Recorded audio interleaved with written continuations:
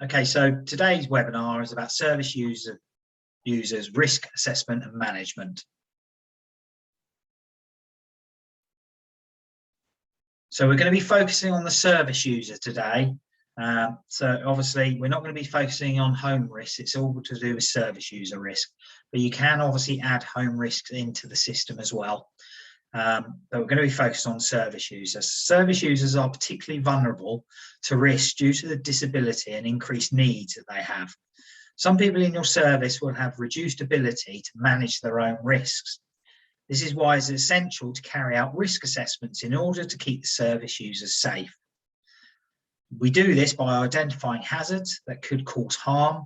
You will then be able to put actions in place to minimise these risks. So we have a 5-step plan to risk assessments, and I'm going to go through these 5 steps. After we go through the 5 steps, what we will then do is we will then give you some examples on the Standex Care system itself. So first of all, we're going to go through the 5 steps of how you should be completing and managing your risk assessments. So step 1, most importantly, you have to identify hazards in the care home or as part of the day-to-day care. Anything that may cause harm. So it may be hazards, and risk will vary between service users. So a hazard is anything that can cause harm. It could be chemical, electrical, block corridors, it could be physical. A risk is how great are the chances that someone will be harmed by the hazard. To identify hazard and risk, you should use these techniques. So first of all, what you should have is a robust care plan in place. So the care plan, when planning day-to-day care for the service users, think about what risks there could be for a particular area of support. For example, slipping, choking, falling. These should then be reviewed periodically, monthly, normally. Ask the service user and family. The service user and family may have concerns about what might risk their safety. And then review your accident records. Look for accident incident patterns that may highlight risks and measures you need to take. And most important, one of them very important, is observe. Have a look around the home and see what hazards or risks there may be. So it may be, for example, a carpet or a rug that's bent up, slippery floors. It could be. There's multiple risks that you could obviously identify there. Step 2, decide who may be harmed and how. We're focusing today on service user. However, certain risks may also impact on staff visitors. For example, if there is a COVID risk with the service user, then the other service user and staff will be at risk too. And then the next step is you have to evaluate the risks and take actions to minimise them. So we know you can never totally eliminate a risk. However, you need to put measures in place to minimise the risk as much as possible. Examples of minimising risk may be staff training, improved housekeeping, regular reviews, implementing aids such as mobility aids, implementing infection control procedures, increasing support for the service users. And we use a 5x5 matrix tool that looks at the impact of the risk versus the likelihood of anything happening, which will give you a total risk level score for you. So you don't have to think about the risk level yourself. Not unambiguous, automatically will score the risk for you. Step 4, make a record of the findings. It is essential to record all risk assessments within the appropriate care plan. This will demonstrate that your service provides safe care to the service users. Your risk assessment record should show that you have identified the risk, including the level of risk and detail of the assessment. Identify who the risk might affect, for example, the service user, any other staff or visitors. Identify the triggers and what actions you need to put in place to eliminate or reduce the risk as much as possible. All risk assessments should include the service user, advocate input, and demonstrate they're involved in the risk assessment whenever possible. And finally, step 5, you need to review the risk assessments regularly. So obviously you review your care plans once a month or more frequent. You should do exactly the same with your risk assessments. So you need to review the risk assessment periodically to ensure measures are in place. think about, have there been any accidents or near misses reported for the risk the risk assessment? Are the measures in place effective? Could further improvements be made? Are all staff up to date with any relevant training? Have there been any changes in the home or to the service users' day-to-day care that may mean a new or improved risk assessment is needed? So these are all things you obviously need to consider on your reviews. So in summary, follow these 5 steps. This enables you to complete thorough assessments and implement effective safety measures. It ensures you are compliant in meeting the requirements of the inspectorate, and most importantly, that you are keeping your service users safe. You can also use other tools in conjunction with the risk assessment. For example, a Waterlow score to identify the risk of pressure areas, ulcers, a MUST tool to identify risk of malnourishment, a falls risk to identify falls risks, risk of falls. You can incorporate any guidance given by these tools into your risk assessment as well. It is good practice to have clear and specific risk assessments in place within the care plans, so you can demonstrate easily and quickly that a robust plan is in place to minimise any risk that may cause harm to the service user. So as many of you are aware, within our care plan you have the risk assessments, so they're all together. So you don't have a separate library for your risk assessments. They are actually put together under the banner of your care plan. It may be washing and dressing, falls, continence, etc. So we're now going to go on to some examples. So we're going to use Sally Webb. We're going to go on to the Standex Care 2020 system. And we're going to go through these examples. So the first example, COVID-19 care plan, hospital visit infection risk, distress risk due to COVID swabbing. So we've got 2 examples there. We have hospital visit infection risk, and we also have distress risk due to COVID swabbing. So we're going to go on the system. So I'm just going to click through to the system now. Going to log in. And we're going to go onto the service user page. I'm using my little menu to identify Sally Webb. We're going to go into Sally's care plan. So as many of you are aware, this is the format of the care plans. What you may see now that you may not have before is there's also risk profiling. So this is what we're going to discuss today, risk profiling. So you have your assessments in place here. You have your mental capacity and consent here. And you also have all your risk profiling here. Okay, so this is what we're going to discuss today, the risk profiling.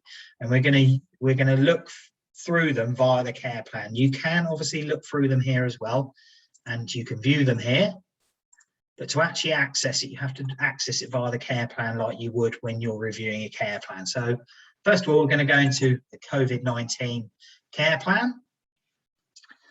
So as you can see here, we've got a review which was done. It needs to be reviewed. Next review date is 2nd of December. We don't have an assessment in place. We have a robust care plan. So this is for COVID-19. So as you can see here, the care plan states what are the service users' needs. So Sally is at risk of COVID-19 infection, needs to be swabbed weekly to ensure she does not have COVID symptoms, to keep Sally and others safe. And then we have some checks. So we have symptom checks, and that is done via your care actions. So you can then do a care action, which may be COVID-19 checks. What are the service users' goals? So to keep Sally infection free, obviously. And then you've got the support required to achieve the desired goals and outcomes. So there's a lot of information here. And what we've introduced into the system is you can actually create standard text in the background, like master text. So as you can see here, you can actually create your own person-centered master text in the background, and then you can drop it into a care plan, so you don't have to keep rewriting it. So if you have standard text that you use, and then it will person-center it, so it puts the person's name into the system. If you use the @ symbol on the back end of the system, it will put the person's name in, and then you can delete as appropriate. So this is basically like master text. So if you're writing very similar information, you can then use this button here, which is obviously pre-configured text.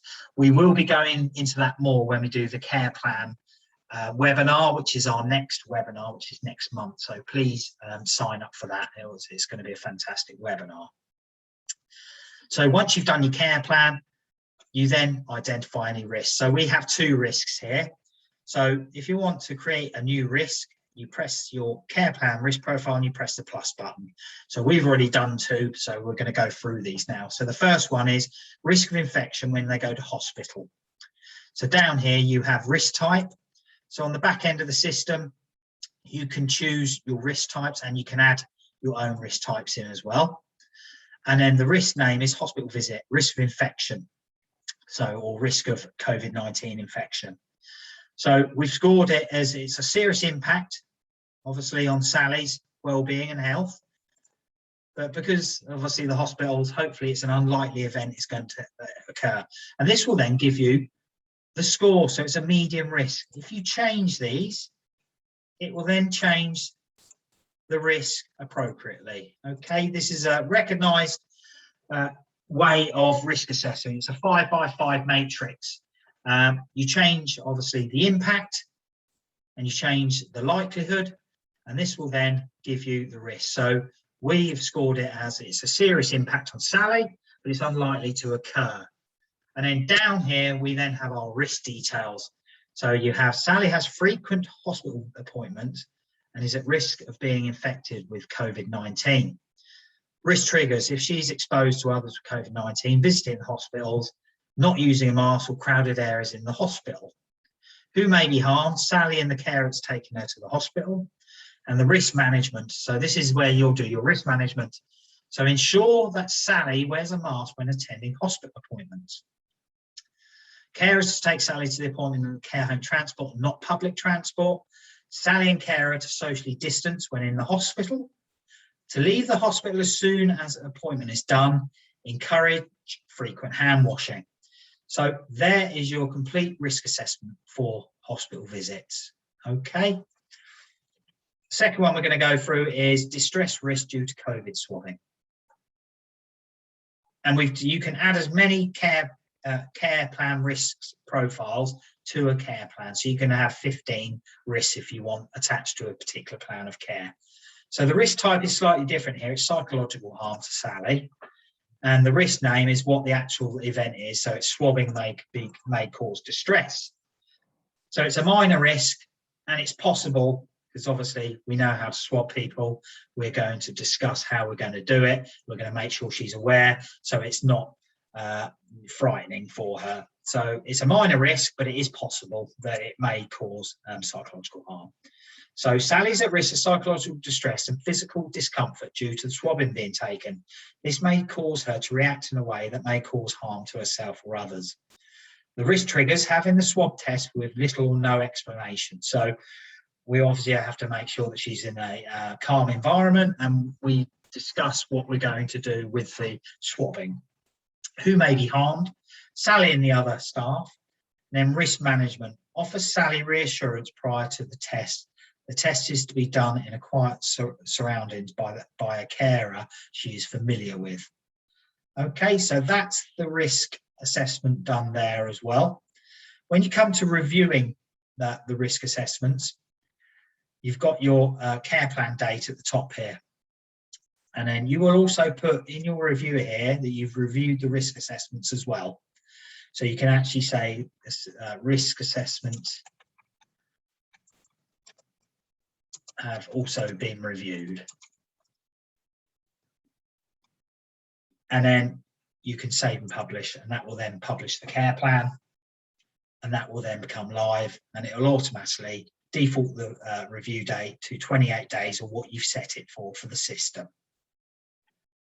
So the next one we're going to go through is eating and drinking, malnutrition risk, incorporating must recommendations and choking risk. So we're going to return to the care plan. We're going to go down to the eating and drinking care plan. And then again, we have our review here. Sally requires support with nutrition and sometimes forgets to eat and drink. She has dysphagia and is at risk of swallowing difficulties. Okay, so there's your review part. We also have the must tool. Okay, so that automatically, when you do a weight, it will automatically change the weight, and it will automatically score your new must score, and it'll give you your score and you can save it. So she has a must score of 3, so she's at high risk. And this information here, you can actually copy and place it into your care plan because this is must instruction. This will show you all your reviews. You can display all, and it will display all of them as well. Down to your care plan. So we've got an eating and drinking care plan. Sally's at risk of undernourishment and dehydration due to sometimes forgetting to eat and drink. Sally has difficulties swallowing food, dysphagia, and is at risk of malnourishment, undernourishment and dehydration. Sally is on a soft diet. So we then got, what are the goals? All Sally's support required are to be met in this area so that Sally can remain as independent as possible, to maintain a healthy weight, to maintain good levels of nutrition, and how we're going to achieve that. And again, we've put what we're going to do. So we're going to record agreed goals of intervention. We're going to treat, encourage small meals and snacks, and we're going to monitor weekly. And then here is exactly what we're going to do. Make sure she drinks 2 litres of fluid. Food intake chart to be recorded, fluid intake chart to be recorded, which will be on your care actions. Support Sally with maintaining, obviously, a healthy mouth, oral care. And there's a lot of other bits and pieces down there. You will get, obviously, a printout of all of these as well. But we will, as I said before, doing a care plan session where we'll go into these a lot in more detail. And then we have the risks. So we have 2 risks here. We have risk of malnourishment. We have risk of choking if diet is not soft. So again, same procedure as before. You've got the malnourishment, that's the risk type. If the service user has special dietary considerations, please consult the kitchen. And then you've got the short name is risk of malnourishment. So this is a major risk for Sally, and it's possible because she doesn't eat very well. As we saw from the care plan, she needs a soft diet. So it's a high risk of malnourishment. So Sally is at high risk of malnourishment due to sometimes forgetting to eat and drink, and has a high risk score and a must tool. So we've incorporated the must tool into the risk assessment and the care plan. Risk triggers: forgetting to eat and drink and lack of support. Who may be harmed? Sally. And then we have the risk management. So Sally is at high risk on the must. And then we've got the risk management here. Record agreed goals of intervention, treat, encourage small meals, monitor, weigh weekly, rescreen using must monthly or according to local policy. And there is your risk assessment for your risk of malnourishment. The next one on this section is risk of choking if diet is not soft. So again, we have a choking risk. The risk name, risk of choking if diet is not soft. And we also have a note here, please consider if the salt referral is required. And again, we have a serious risk for Sally, but it's rare because we know that she needs, obviously, a soft diet. The kitchen knows she needs a soft diet. So the likelihood of her getting hard foods is very, very rare. So Sally's at risk of choking if her food is not soft enough. Food that is too chunky, not soft and easy to swallow. Who may be harmed? Sally. Risk management: support meal times, ensure kitchen staff are aware of the soft diet requirement, monitor Sally at meal times to ensure she is safe when eating. Okay, so what you will then have, you'll have some care actions on this care plan. So you have a food chart in place, you'll have a weekly weight in place, you might have a fluid chart in place, and then that can be conducted by the carer via the carer dashboard on the app. So I'm going to save and publish that. And then that will be a live care plan. It needs reviewing in 28 days, 2nd of December. Next one we have is the Falls Care Plan, or the Falls Risk Assessment, which is in the Falls Care Plan. So again, simple: return falls. The same procedure, we have your review space here. So each month you'll review it, and there's all your last reviews. You have your assessment, so we have our Falls tool here, which you can fill in, and then from the Falls tool, it will actually give you a score. So if you hover over it, it's telling that Sally's at high risk of falls. We then have the care plan, how we're going to deal with that, so what the service users needs, what the goals and support required to achieve those goals, and then we have the risk profile, risk of falling if unsteady. So on here, we are then going to have the risk type, which is falls. risk of falling if unsteady, and the risk score is serious and possible. So it's a high risk. So the risk detail is Sally is at high risk of falling due to her unsteadiness on her feet, and we've also identified that through the falls assessment above. If Sally has an urgency to go, and this is a trigger, Sally has an urgency to go to the toilet, she sometimes rushes and is at risk of fall. If she gets up too quickly, she may feel dizzy. Who might be harmed? Sally. And then here are your risk management. Talk to the GP nurse about any changes in health or frequency of falls. Dizzy or lightheaded when lying to sitting, standing. Monitor BP every morning. Have medicine reviewed periodically by the pharmacist. Regular eye tests are recommended. Incontinence problems and tries to get to the toilet, ensure the call bell is in reach. If trip hazards are around the home, eliminate trip hazards as much as possible.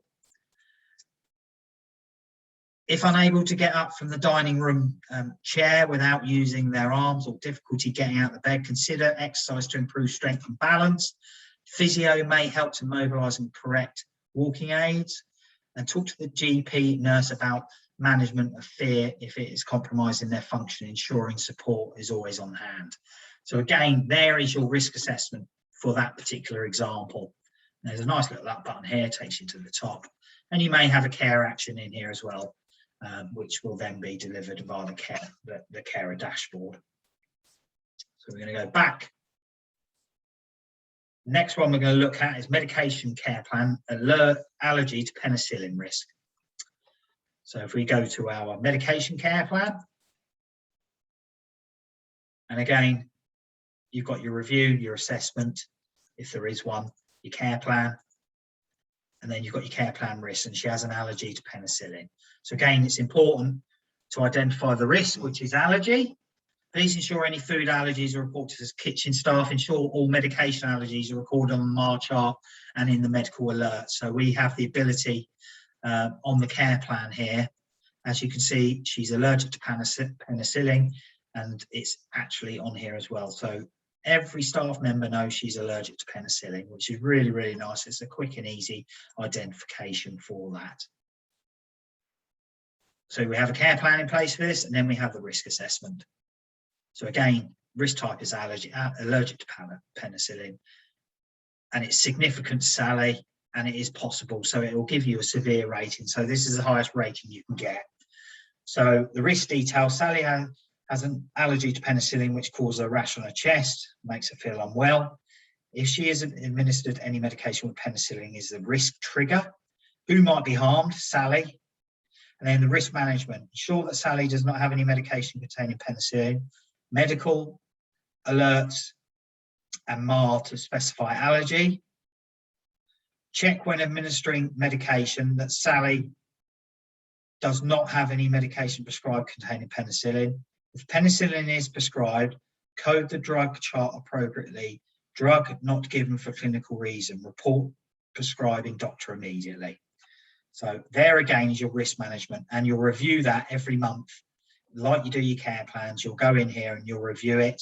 You'll change any of the risk management, and you can also put it in your review summary if there's any changes to the risk management as well. I'm going to return again, and we're going to go on to the last one, which is washing and dressing, and it's a risk of slipping in the bathroom. So this is quite a common one. So again, if we go to washing and dressing, again, we have the review. You have any assessment, there's no assessment for washing and dressing. We then have the care plan. What are the needs? What are the goals? What are the desired goals? And how are we going to achieve them desired goals? And then down the bottom again, we then have the risk assessment, which is slipping on wet floors. So here, the risk type is slipping. Risk name, slipping on wet floors. It's a moderate risk for Sally, but it's rare, so it's a low risk because we take appropriate action. And you can see what action we take to deliver this risk as low. So Sally may be at risk of slipping the bathroom floor is wet. If water is on the bathroom floor from getting out of the bath, this is the risk trigger. Who might be harmed? Sally. And then risk management, ensure there is a non-slip mat both in the bath and on the floor, and that she uses the bath with the grab rail.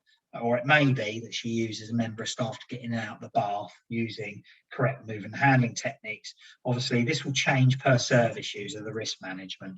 But that is then delivering a very comprehensive care plan risk management program. So going back, these are just some examples for you. I will be emailing you out a copy of the video, also a copy of all the risk profiling or risk assessments. So you've got an example, and so you've got all the information, and we also have a little booklet we'll be sending you as well, which basically has the presentation on it in a bit more of an explanatory way as well. So thank you for your involvement in this webinar. I hope you found it useful. We're going to be doing a series of these. This is the second in the series of 6, but to be honest with you, we're going to be doing them continuously on different aspects of the system. So for existing customers, it would be great as a little training update. For new customers, you'll just see the actual vastness of the system and the comprehensive nature and how easy it is to use. So thank you for that. If you do have any comments, please, you can use the chat function. I'll stay on for 5 minutes, or you can raise your hand and I will unmute you. But thank you for sharing with this webinar, and hopefully I will see you and speak to you all soon.